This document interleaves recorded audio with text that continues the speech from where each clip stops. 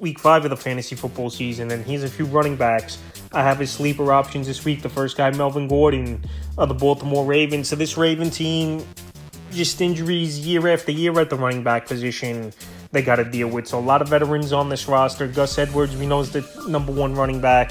Justice Hill, you got Melvin Gordon, Kenyon Drake, and Keaton Mitchell coming off IR as well. Possibly could be a sleeper down the line. But anyway, Melvin Gordon available 99% of fantasy leagues. In the last few weeks, he's actually got some run. Week 3 versus Indianapolis, 10 carries, 32 yards, 2 catches, 23 yards.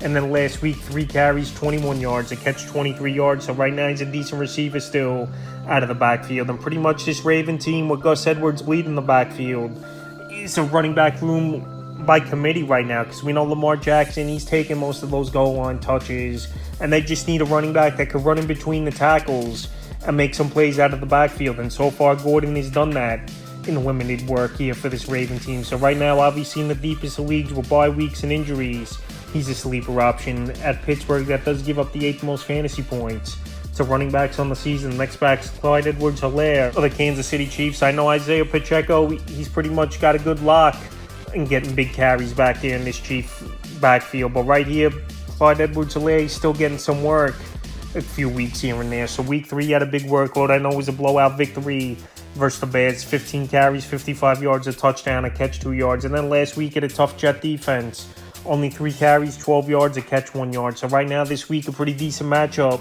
at the Minnesota Vikings. And right here, this Kansas City Chief team, their wide receivers haven't done anything this season. Sky Moore's been quiet. Kadarius Toney's pretty much been non-existent in the passing game. And Rashee Rice, he's a rookie, but he's had some decent games, but he's not going to be consistent 100% as well. So right now, I think they could use Clyde Edwards-Helaire lining up as a receiver at times as this Kansas City Chief team, because they need more out of their passing game inconsistency besides Travis Kelce. So right now, Helaire out there in 84% of fantasy leagues. We know he's had some good games throughout his NFL career.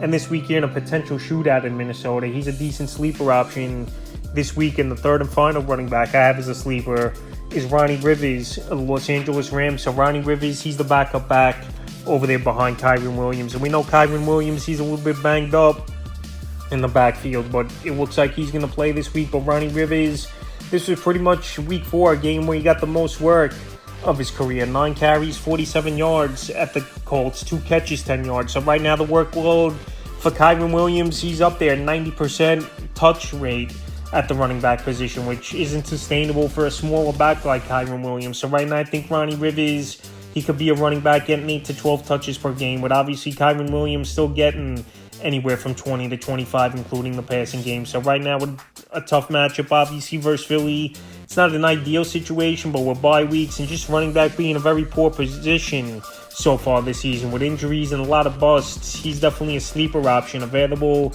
in 96% of fantasy leagues. That's a few running backs I have as sleepers for week 5 of the fantasy football season.